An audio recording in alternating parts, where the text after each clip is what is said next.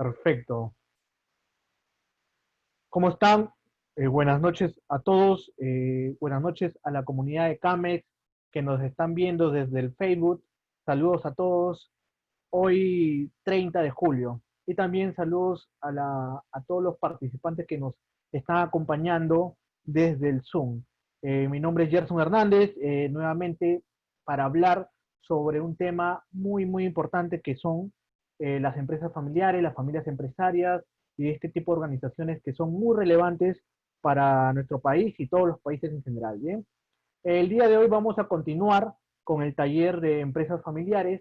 Vamos a conocer un suceso, un evento muy interesante que a mí me gusta compartir, que es cómo se convierte un pequeño negocio o una pyme familiar en una gran empresa. ¿Cuál es el proceso? ¿Cuáles son los pasos que toma este tipo de negocios para llegar a convertirse en una organización con un nivel empresarial más desarrollado, más consolidado? Generalmente hablamos de negocios que ya tienen unas operaciones no solo a nivel nacional, sino también con operaciones a nivel latinoamericano, incluso con operaciones y presencia en países europeos, países asiáticos y africanos, como lo vamos a ver hoy en día. Las empresas familiares no son ajenas al crecimiento. Las empresas familiares, muchas de ellas, muchísimas de ellas, son muy grandes, ya como ya lo hemos visto, son también muy rentables, las que tienen mejor rendimiento que incluso los negocios que no son familiares, y también son las que tienen un tiempo de vida mucho más largo. Entonces las empresas familiares ya dejaron de ser ese mito de que eran empíricas, que eran informales o que eran empresas que no tenían un rendimiento interesante. Bien, vamos a conocer también los 4 paradigmas de la gestión de una empresa familiar y cómo tenemos que contrarrestar para, para sobrepasarlos y lograr un crecimiento importante de la empresa familiar. Bien, eh, bien, mi nombre es Gerson Hernández y acompáñenme en esta charla de hoy. Cualquier consulta que tengan, la van haciendo en el Facebook o en el Zoom. Quiero, antes que nada, contarles una historia que tiene que ver con este tipo de empresas familiares. Como ya les mencioné, muchas veces se creían que los negocios familiares son negocios de nivel inferior, pero nada más alejado de la realidad. Los hechos demuestran lo contrario. Por ejemplo, en el año 1988, una familia provinciana del Perú decidió alejarse de su natal ciudad y adentrarse más en una ciudad de nuestros Andes del Perú, que es Ayacucho. ¿Y cuál es esta? La empresa Cola Real. En ese momento el Perú salía de una crisis mejor dicho, ingresaba a una crisis, estaba en el proceso de esta crisis. Estábamos prácticamente en 1988, todavía la crisis fue hasta 1992, 1993, que recién se pudo estabilizar el país, pero en esos tiempos, eh, como hoy en día que estamos viviendo esta situación pandémica, muchas familias, muchos negocios sufrieron por lo que estaba pasando a nivel país, macroeconómicamente, había una superinflación, los productos costaban muy caro, el dinero no valía nada, las oportunidades, el desarrollo del empleo era muy bajo también, muy rezagado, y no solo a nivel Perú, fue una situación que sucedió a nivel mundial, a nivel global, pero Perú, debido a su gestión del gobierno en esos años, fue muy golpeada por esta crisis. Pero como hoy en día hubieron ciertos emprendedores que a través de su olfato, su olfato emprendedor, valga la redundancia, lograron encontrar ciertas oportunidades, como en el caso de los añaños Gerín. En ese momento el fundador de esta empresa Cola Real, él comenzó a darse cuenta de que habían ciertas dificultades para que empresas extranjeras puedan distribuir sus productos en las partes andinas, en las partes centrales de nuestro país. por ejemplo, Coca-Cola, ¿no? Justamente por el tema del terrorismo y estos grupos subversivos que hubo en esa época. Y al darse cuenta de que era una dificultad, un reto para estas empresas ingresar y que prácticamente había un desabastecimiento de estos productos, él decidió hacer algo al respecto. Y es lo que muchas veces los emprendedores hacen, ¿no? Cuando ven que hay un problema, y saben que hay una oportunidad también al mismo tiempo.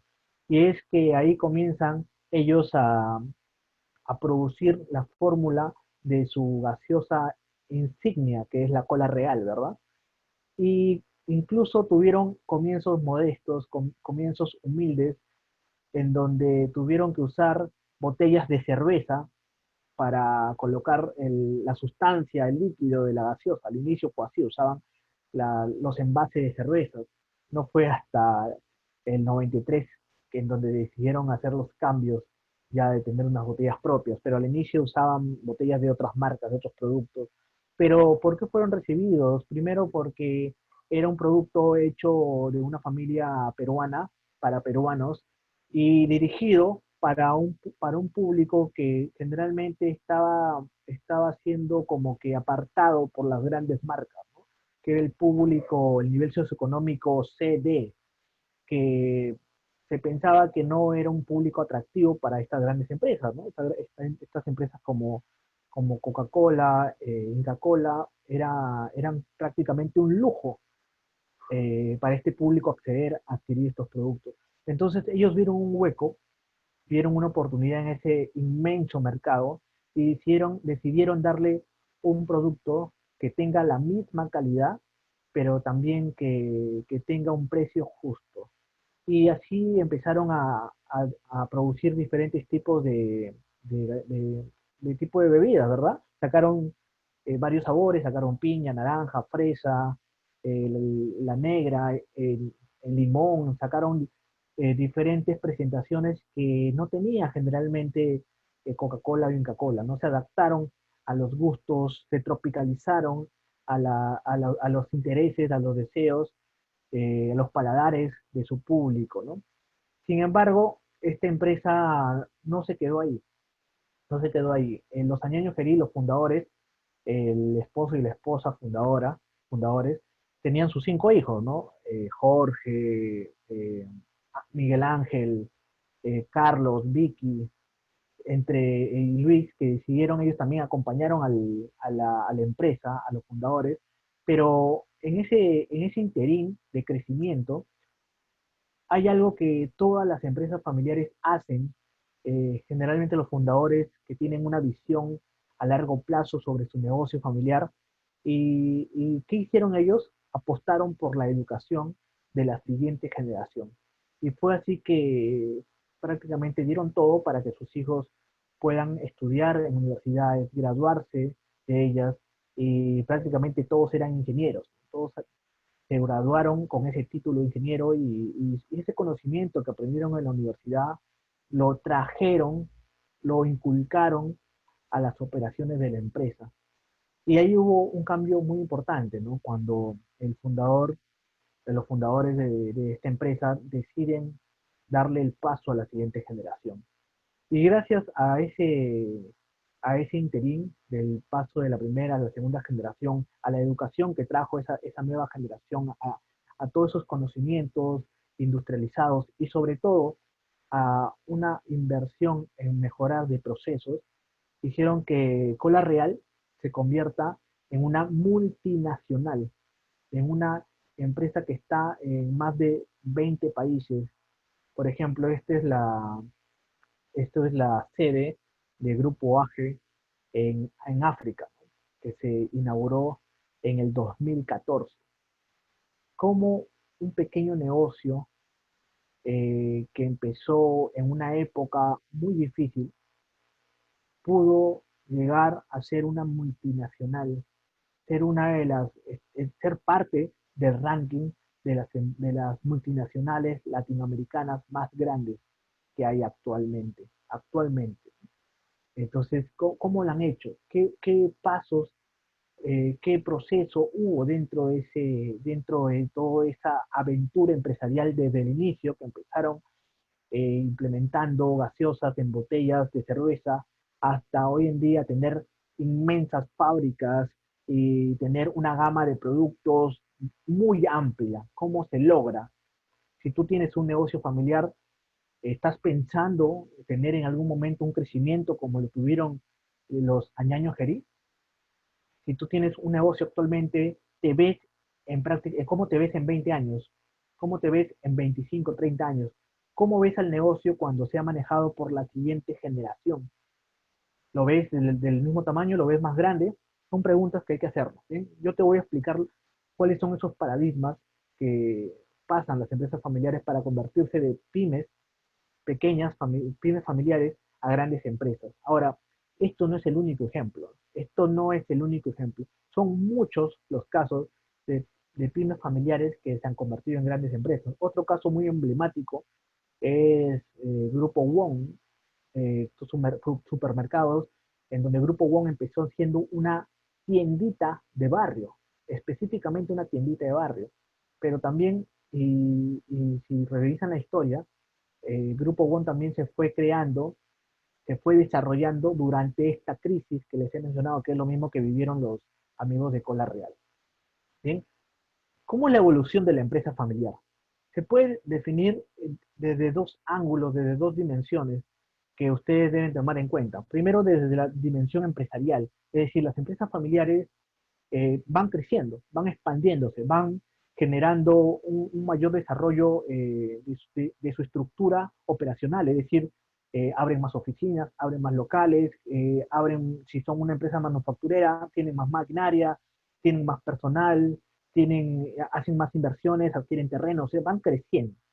Si es que no crecen, o sea, se quedan como pequeños y micronegocios familiares, son en algún momento muy, muy golpeados por situaciones macroeconómicas como la que hemos visto hoy en día, ¿no? Muchos negocios pequeñitos, familiares, eh, sobre todo lo de servicio, comida, peluquería, fueron muy golpeados al inicio de la pandemia. En cambio, ya cuando un negocio va creciendo, va teniendo una dimensión mucho más fuerte que le permite prevenir, que le permite aguantar estos golpes externos. Y por el otro lado tenemos el tiempo, ¿no? Como ya hemos visto, como ya lo hemos hablado en los anteriores talleres, una empresa familiar, a diferencia de una empresa no familiar, se rige, se rige por un factor de tiempo totalmente diferente a las empresas que no son formadas por un grupo familiar, que no son formadas por miembros familiares. ¿Por qué? Una empresa corporativa, por así decirlo, o sea, que no es familiar, tiene un tiempo de planificación de su visión a más tardar 5 años, ¿no? Generalmente en planeamiento estratégico, cuando se arma la visión, se pone, ¿no? ¿Qué es lo que quieres lograr convertirte de aquí a 5 años? ¿Qué es lo que queremos ser de aquí a 5 años? En cambio, el factor de tiempo en una empresa familiar no se mide por 5 años, se mide por generaciones. Una empresa familiar, ¿qué es lo que vamos a hacer como empresa familiar de aquí a la siguiente generación? Obviamente, si es que quieren los miembros familiares continuar con el negocio en el futuro. Si los miembros familiares no quieren continuar con el negocio, de nada sirve plantearse estas cuestiones. Pero si tú ves que tu negocio puede trascender en el tiempo, que ya no es solo un negocio temporal, sino también es algo que crees que hace un impacto positivo en la sociedad, genera empleo, se convierte en un legado, los tiempos cambian. Pero en todo negocio familiar hay tres etapas. Una etapa inicial, que se puede llamar la etapa de creación de la empresa, de crecimiento, de arranque, es generalmente la etapa inicial, la etapa en donde los fundadores deciden poner en marcha la idea de negocio que tuvieron. Un pequeño street food, pusieron una lavandería, pusieron una empresa textil, pusieron una imprenta, pusieron un negocio, un gimnasio, etcétera, etcétera. Y ellos empezaron en ese tipo de arranque. Ahora, todos lo sabemos, ¿no? Todos lo sabemos, todos los negocios al inicio no van viento en popa. Hay excepciones totalmente que al año, al 2 años el negocio es un éxito total y crece de manera espantosa, no crece pero abruptamente. Pero generalmente la realidad es que los negocios cuando están arrancando es como un trampolín, o sea, van subiendo, vamos cayendo, vamos subiendo, vamos cayendo, y el emprendedor es una persona muy resistente, es el fundador, ese fundador es una persona que tiene mucha persistencia porque fracasó y volvió a pararse, a levantarse y a continuar con su idea de negocio o a variar otro tipo de negocio. Puede ser que haya fracasado en un rubro y se mete a otro rubro y entre esos trampolines ya la empresa va comenzando a tomar forma, va ya teniendo una estructura un poco más ordenada, por así decirlo, ¿no? Pero aún empírica, aún empírica. Luego tenemos una etapa de expansión. Como ya vemos en la curva ya no está tan plana, ¿no? Es una curva muy ascendente, donde la empresa tiene un crecimiento ya importante, justamente porque ya tiene como que más experiencia, tiene un negocio probado. Si tuvieron un restaurante en un lugar X, ya saben cómo funciona. Si se van a otra ciudad, a otro distrito, saben cómo ya manejar el restaurante, ¿verdad? O sea, ya tienen el know-how, lo que hablamos en franquicias, ya tienen la experiencia práctica, el saber hacer. Por lo tanto, la experiencia, la curva de experiencia es mucho más rápida. Los negocios crecen más rápido ya cuando hay una experiencia probada. Y por último tenemos una etapa de madurez, una etapa en donde el negocio se consolida. Es generalmente una fase en donde ya el negocio tiene un cierto tamaño, tiene un cierto posicionamiento en el mercado. Ahora, todas las empresas pasan por este tipo de etapas, todas, todas. ¿Bien? Ahora, ocurre algo muy interesante en las empresas familiares. En la etapa de expansión y formalización, estamos hablando que cuando el negocio arranca y hasta la expansión y formalización han pasado por lo menos unos 10 a 15 años, ¿correcto? 10 a 15 años, puede ser que sea menos tiempo. Ojo, puede ser que sea menos tiempo, depende la edad de los fundadores, ¿bien? Pero si hablamos de un fundador que tiene entre 30 años promedio, eh, prácticamente ya cuando tenga entre 45 o 50 años, ya los hijos ya tienen una edad entre 20 años más o menos, 25 años, y ocurre algo muy interesante acá, lo que llamamos nosotros el triángulo de las Bermudas. En este momento hay un choque, hay todo lo que llamamos como una catarsis, un caos, en donde la mayoría de las empresas familiares terminan desapareciendo, lamentablemente. Cerca del 95% de las empresas familiares desaparecen en este choque. ¿Por qué? ¿Por qué desaparecen, Gerson? Te preguntarás. Porque hay el choque de la primera con la segunda generación en una matriz evolutiva de la empresa familiar, a este momento se le llama la crisis de la delegación.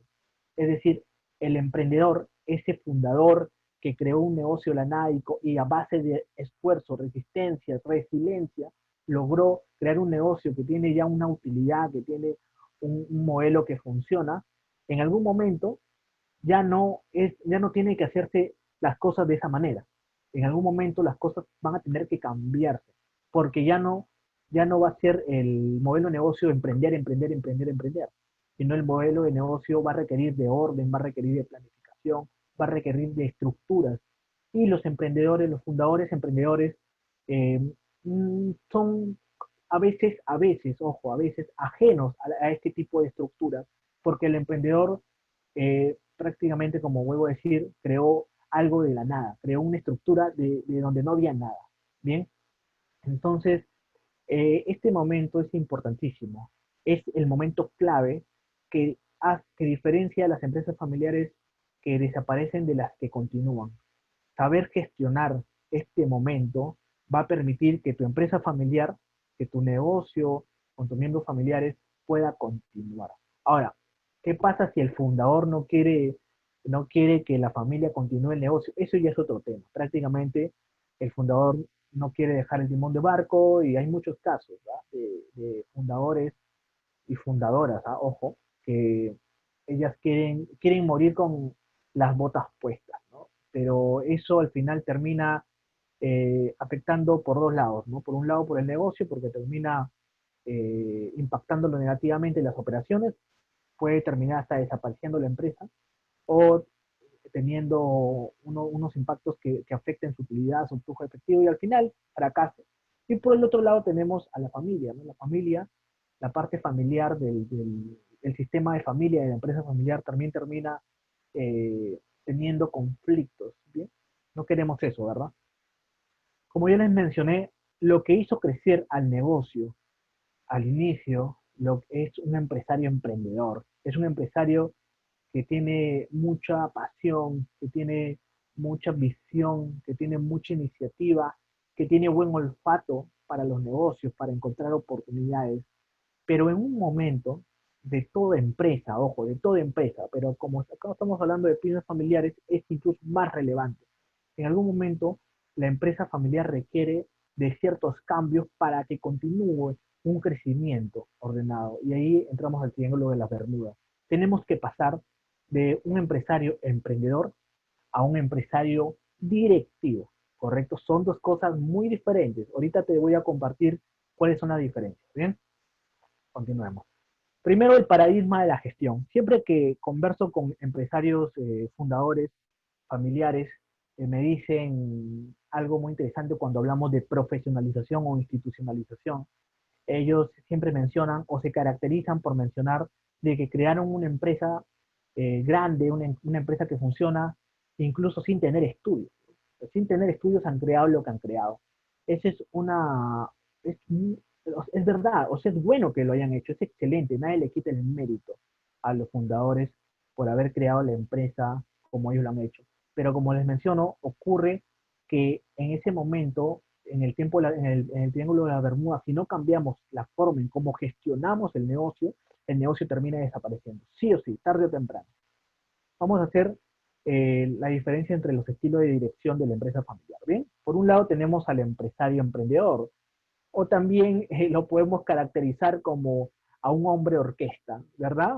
Ustedes, si son parte de un negocio familiar, si tú eres un fundador de un negocio familiar o eres segunda, tercera generación, seguro has visto a los fundadores, a los líderes, que les gusta tener control sobre todo, ¿verdad? Les gusta hacer todo o hacen todo ellos. Son hombres orquestas, mujeres orquestas, se encargan del área de marketing, se encargan de la parte de compras, se encargan de atender los clientes, se encargan también de estar en la producción, de llevar el producto, entre otras cosas, ¿no? O sea, son todistas, son los empresarios todistas, que no está mal, ojo, no está mal, pero en cierta fase fue necesario, posiblemente. Pero en una siguiente etapa, esto puede generar problemas que terminen desapareciendo el negocio. Y el siguiente emprendedor es un empresario, disculpen, el siguiente empresario es un directivo. Es alguien que en vez de tocar todos los instrumentos, es alguien que dirige a los que tocan los instrumentos. Él conoce cómo se toca cada uno de los instrumentos, pero él no los toca. Él no toca la parte de producción, a pesar de que él sepa hacer muy bien el producto. Él no se mete al área de marketing, aparte de que él tenga buenas ideas en cuanto a temas de publicidad.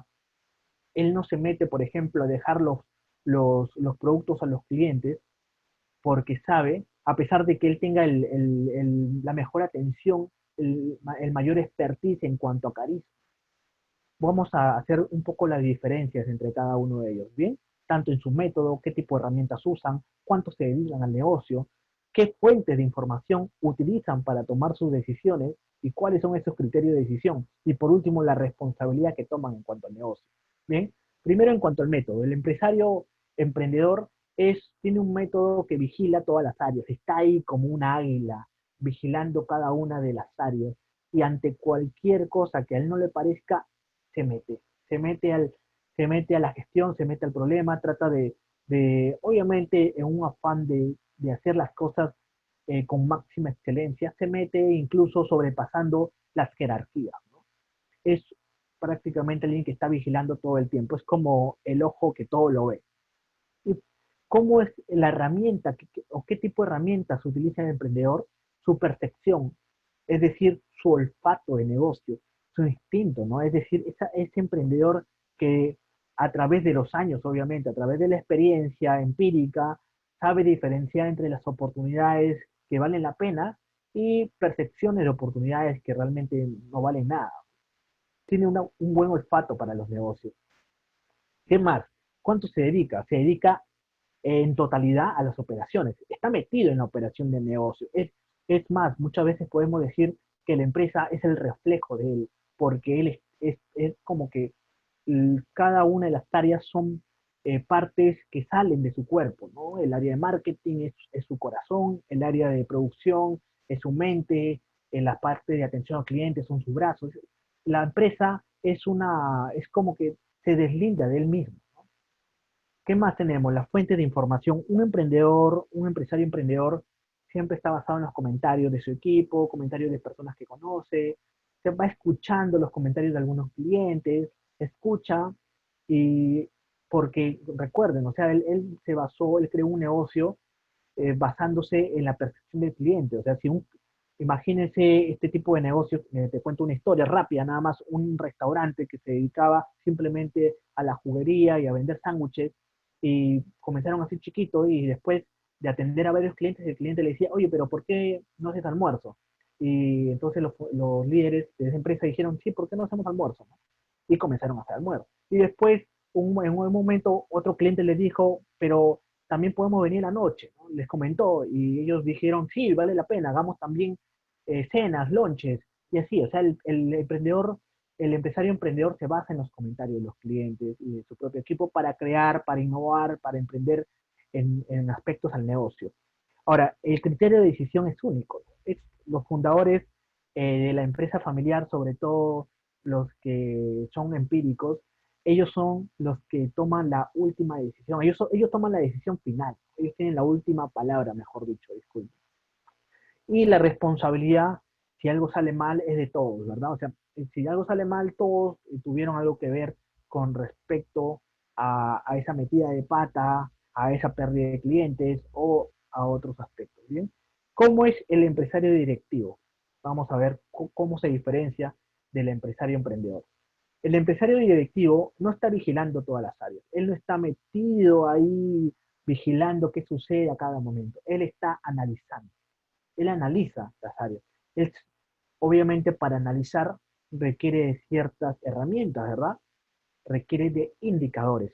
El empresario directivo no se basa en el olfato, no se basa en las percepciones, a pesar de que tiene por sí, obviamente es una persona que tiene experiencia, sabe, tiene olfato, pero aparte del olfato, que queda relegado a un segundo término, él más se basa por indicadores. Por ejemplo, un indicador puede ser el flujo de caja, ¿no?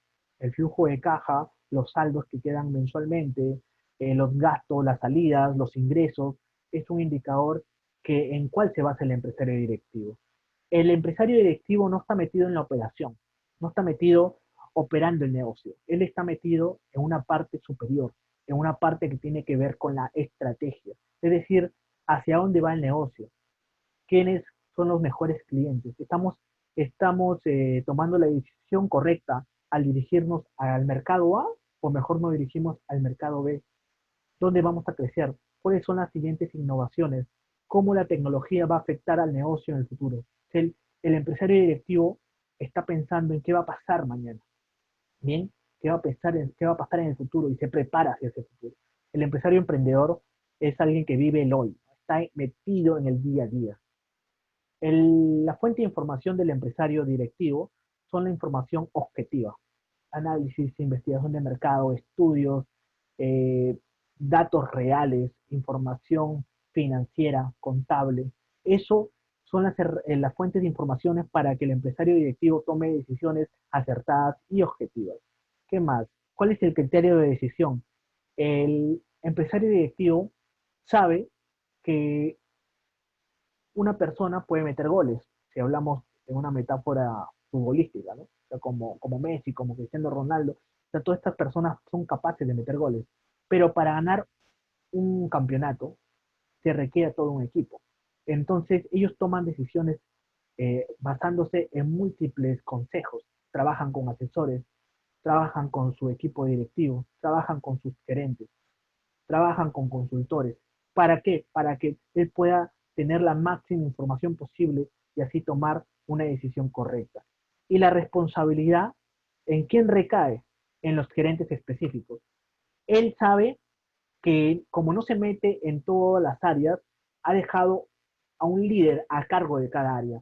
Y también a este líder le ha dado responsabilidad. Responsabilidad y libertad. Libertad para que tome sus decisiones, pero también responsabilidad para que se haga cargo de esas decisiones.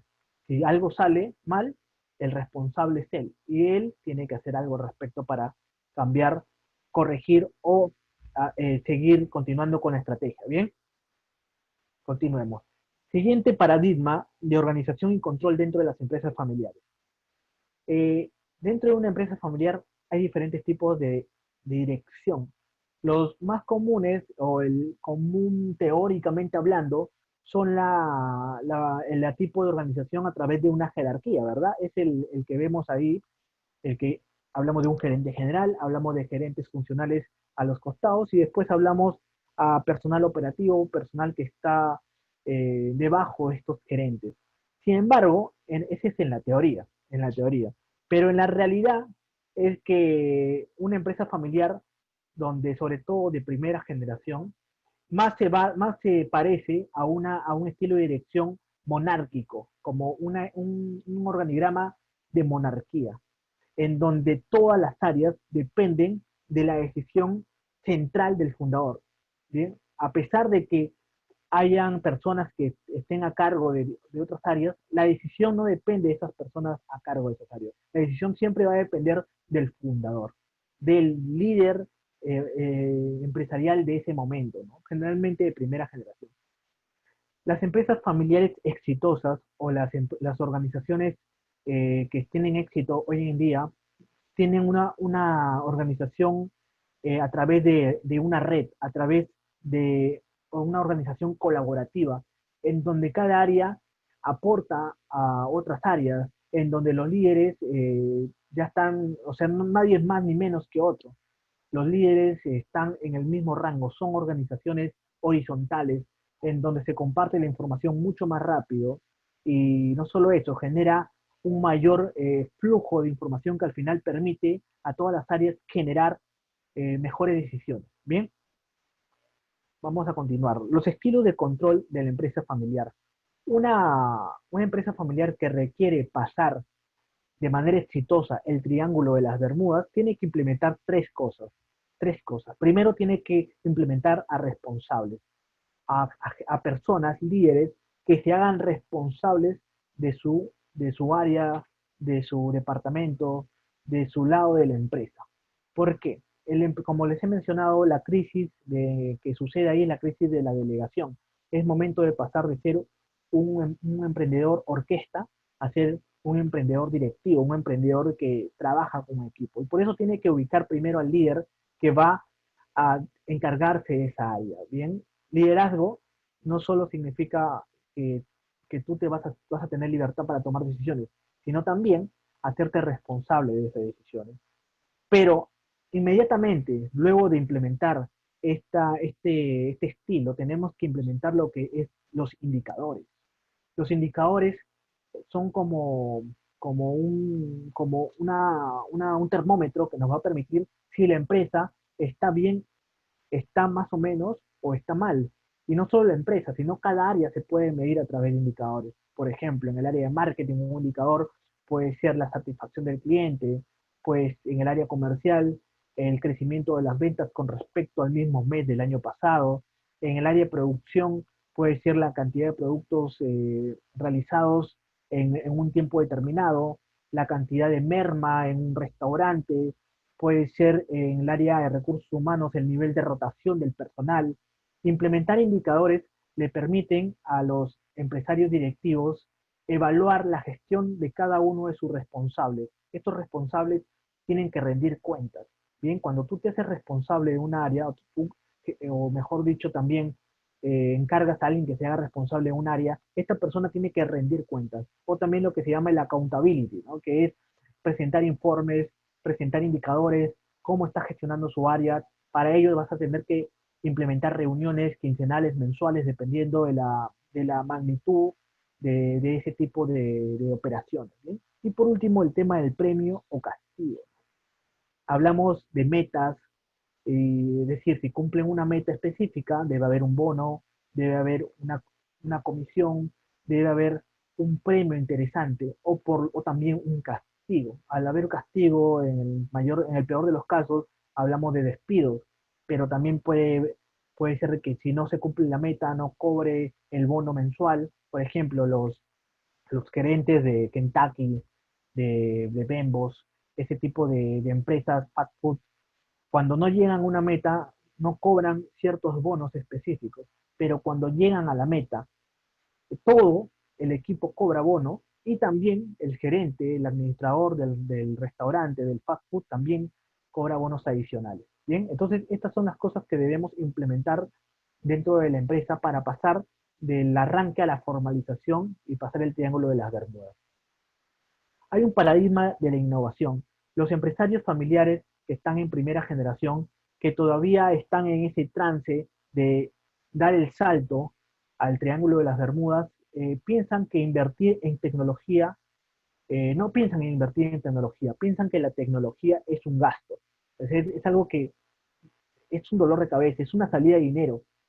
Sin embargo, tenemos que cambiar ese paradigma. La tecnología no es un gasto, la tecnología es una inversión. ¿Por qué? Porque genera rendimientos, porque genera eficiencia, porque genera mejora en los procesos. Continuemos con el ejemplo de Grupo AGE, la innovación como pilar del liderazgo. Mucho tiempo Grupo AGE estuvo marcada como que era una empresa con productos baratos. Y baratos, muchas personas la relacionaban a que eran productos de mala calidad. Sin embargo, es totalmente lo contrario. Un grupo AGE, desde sus inicios, y lo ven desde su propia filosofía de los fundadores, han invertido en educación, han invertido en tecnología, han invertido en mejores máquinas, en mejora de procesos. Es una multinacional que continuamente está invirtiendo para mejorar sus operaciones, pero no para hacer productos más baratos, sino para buscar la eficiencia operacional y así aumentar la calidad de los productos. Ellos mejoran la eficiencia operacional no para reducir la calidad de los productos, sino para mejorarlos, pero también al mismo tiempo reduciendo los costos de producción. Entonces, las empresas familiares de primera generación tienen que cambiar la forma en cómo ven a la tecnología y tienen que pensar en esto como una inversión. Por ejemplo, muchas empresas familiares con las que colaboro no cuentan con un sistema CRM, no cuentan con un sistema integrado de gestión, con un ERP. Generalmente se piensa que los ERP son sistemas para grandes empresas, ¿no? Que un negocio pequeño no puede tener un ERP, pero nada más alejado de la realidad. Hay muchas opciones hoy en día en el mercado, tanto opciones como opciones nacionales como el extranjero, que nos permiten una gama de variedades en sistemas de RP que nos pueden permitir, primero, hacer un seguimiento de las ventas, de las cuentas por cobrar, de las cuentas por pagar, hacer un seguimiento a la parte de producción, hacer un seguimiento a los contratos, a la entrada del personal, nos permite tener el control de toda la empresa de la mano, en la mano dentro de un celular. ¿Bien? Entonces, ¿vale la pena invertir en un RP? Por supuesto que sí. Ahora, las habilidades de dirección de cada uno de estos tipos de empresarios son diferentes, ¿no? El empresario emprendedor está orientado a la acción, ya lo hemos visto, es el empresario que creó el negocio de la nada, que desde los arranques de la empresa comenzó a tener una visión del futuro del negocio y a pesar de que caía, se volvió a levantar y continuaba actuando. En cambio, el empresario directivo, antes de actuar, analiza. Él estaba orientado al análisis, por eso tiene la información más objetiva. Ahora, el empresario emprendedor es poco reflexivo, es decir, él ve una oportunidad y se mete a esa oportunidad, a tratar de ganarla. En cambio, el empresario directivo primero investiga, primero se basa en estudios de mercado. El empresario emprendedor podríamos hablarlo como alguien intuitivo, ¿no? Se basa en la intuición, en el olfato, en la percepción. En cambio, el empresario directivo es más prudente, tiene más mesura a la hora de tomar decisiones, no se apresura en esto. el empresario emprendedor es vertical, ¿correcto? Hay una jerarquía, que esa jerarquía, la cúspide de esa jerarquía es el mismo. En cambio, el empresario directivo es más horizontal, se basa en más, para tomar decisiones se basa en opiniones múltiples. El emprendedor es más espontáneo, en cambio el directivo es más programado, él tiene una planificación. Y el emprendedor al final visualiza, se proyecta y es muy arriesgado, se arriesga. El directivo planifica, estructura y mejora procesos. Ahora, nosotros como empresarios familiares tenemos que ver esta situación como una oportunidad, no como un conflicto. Todas las empresas familiares, como les he mencionado, van a tener que pasar por este momento, por el Triángulo de las Bermudas, en donde el empresario, el emprendedor, el fundador del negocio, va a tener que dar un paso al costado. Pero de la empresa se va a tener que retirar, te preguntarás, vamos a tener que sacar al fundador del negocio, no necesariamente. Lo que tienes que entender, si eres parte de una empresa familiar, es que es muy diferente gestionar un negocio que desarrollar negocios. Son dos cosas muy diferentes. ¿Y cuál es la diferencia, Yerton? Veámoslos en el siguiente gráfico, rápidamente. ¿Qué hace entonces el fundador? Como ya hemos visto, las empresas pasan por una curva y en algún momento hay una crisis. En esa crisis lo que tienes que hacer son dos cosas. Primero, institucionalizar el negocio. ¿Qué es institucionalizar? Ya lo hemos visto en las anteriores charlas, implementar un protocolo, implementar una estructura, una serie de normas, implementar un equipo, tener un equipo que te permita manejar el negocio sin que tú estés presente. Institucionalizar significa que el negocio no dependa de ti. Si tú te vas del negocio de vacaciones, si te sales del negocio por algún tema personal o de otra índole, el negocio continúa. Entonces, si el emprendedor se sale del negocio, de la gestión, ¿qué hace el emprendedor, el empresario emprendedor? Comienza a crear más negocios, comienza a desarrollar más negocios. Por eso te mencionaba que es muy diferente gestionar el negocio, que puede darse paso a la siguiente generación o a una gerencia externa. Ya lo he mencionado varias veces, pero a los que han estado presentes de la charla pasada hablábamos de San Fernando. San Fernando en el 2009 decide dejar la gerencia familiar para darle paso a una gerencia externa profesional. Entonces decidieron que mejor que tenga mucho más estudio, que tenga mucho más expertise para continuar con el liderazgo de la empresa. Y yo sé, la familia no se fue a otras áreas de la empresa, no a la gestión, sino al gobierno. En este caso hablamos que el fundador, tenemos que, tenemos que aprovechar las habilidades y las competencias del fundador. ¿Qué es lo que mejor hace el fundador? Crea empresas, tiene olfato para los negocios. Entonces, él se tiene que dedicar a lo que mejor sabe hacer. Recuerden que muchas veces el éxito de una empresa es tener a la persona correcta en el puesto correcto, ¿bien? Haciendo lo que mejor sabe hacer. Y hay un último tema que es el paradigma de la cultura, que es el paternalismo versus el liderazgo, ¿no? Muchas veces las empresas familiares están basadas en el paternalismo. Muchos fundadoras tratan a sus colaboradores como sus hijos, e incluso no se le da la exigencia a la siguiente generación. Muchas empresas familiares han cometido ciertos errores en su gestión en cuanto al desarrollo de los sucesores de la siguiente generación, en cuanto es que a estos sucesores los envían a estudiar a universidades muy buenas, los envían al exterior, pero nunca llegan a generar una conexión entre la empresa y los sucesores o la siguiente generación. Entonces, los sucesores no están conectados con la empresa. Y por lo tanto, si no hay una dirección, si no hay una exigencia, si no hay un límite, al final la siguiente generación termina el futuro de la empresa familiar termina corrompiendo. ¿Bien? Y por último, una frase clave, ¿no? Para tocar una orquesta se necesita, para tocar una sinfonía se necesita toda una orquesta, se necesita todo un grupo de personas. Una sinfonía no puede crearla una sola persona, a menos que seas un genio como Beethoven, ¿no? Pero esas son las excepciones, esas son las excepciones. La realidad y la regla es que los emprendedores orquesta no llegan a pasar a la siguiente generación si es que no toman conciencia de que son muy buenos haciendo algo, pero para pasar a la siguiente etapa tienen que cambiar la forma en cómo gestionan sus negocios. Bien, creo que hemos hablado bastante hoy en día sobre el tema de empresas familiares, de cómo las pequeñas pymes familiares pueden convertirse en grandes empresas. Hay diferentes paradigmas en cuanto al control, en cuanto a la organización, en cuanto al liderazgo y también un aspecto súper clave es la cultura, que es algo que impregna las operaciones del negocio. Si tienen alguna consulta sobre el taller, pueden coordinar con los amigos de CAMES, ellos van a estar encantados. Mi nombre es Gerson Hernández y nos vemos en una siguiente charla para seguir hablando de empresas familiares. Cuídense mucho, los agradezco por el tiempo que hemos compartido.